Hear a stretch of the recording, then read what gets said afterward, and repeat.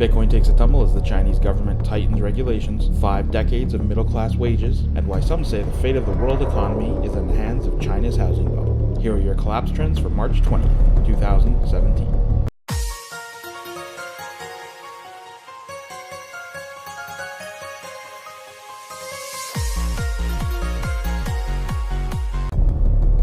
Having rebounded rapidly from the ETF decision disappointment, Bitcoin suffered another major setback as Chinese regulators are circulating new guidelines that, if enacted, would require exchanges to verify the identity of clients and adhere to banking regulations. A New York startup called Chainalysis estimated that roughly $2 billion of Bitcoin moved out of China in 2016. The central bank opened up investigations in January at the country's 3 largest Bitcoin exchanges, Huobi, OKCoin, and BTC China, and delivered a terse warning last month that Bitcoin platforms risk being shut down if they skirt rules on money laundering and foreign exchange. In the past 30 days, yuan-denominated Bitcoin trades accounted for 70% of global volumes, down from 97% in the past 6 months, according to the data tracker on Bitcoinity.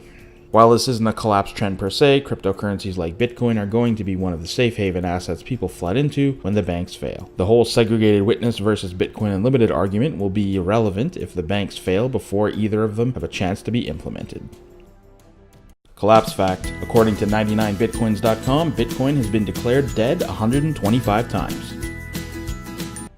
5 decades of middle-class wages. AdvisorPerspectives.com has updated their series to include February 2017's release of the Consumer Price Index. The latest hypothetical real inflation-adjusted annual earnings are at $36,725, down 13.7% from 44 years ago. The Bureau of Labor Statistics has been collecting data on this workforce cohort since 1964. The government numbers provide some excellent insights on the income history of which we might think of as the private middle-class wage earner. The first snapshot shows the growth of average hourly earnings. The nominal data exhibits a relatively smooth upward trend. There is, however, 2 critical pieces of information that dramatically alter the nominal series. The average hours per week has trended in quite a different direction, from around 39 hours per week in the mid-60s to a low 33 hours at the end of the last recession. The post-recession recovery has seen a disappointingly trivial 0.6 bounce. That's a mere 36 minutes. What about inflation? The next chart adjusts hourly earnings to the purchasing power of today's dollar. Collapse fact. A loaf of bread in 1974 cost 25 cents. Adjusted for inflation, that's $1.24 in today's money. However, a loaf of bread in 2017 costs about $2.37. That's over a 190% price increase in just 44 years. Why the fate of the world's economy is in the hands of China's housing bubble.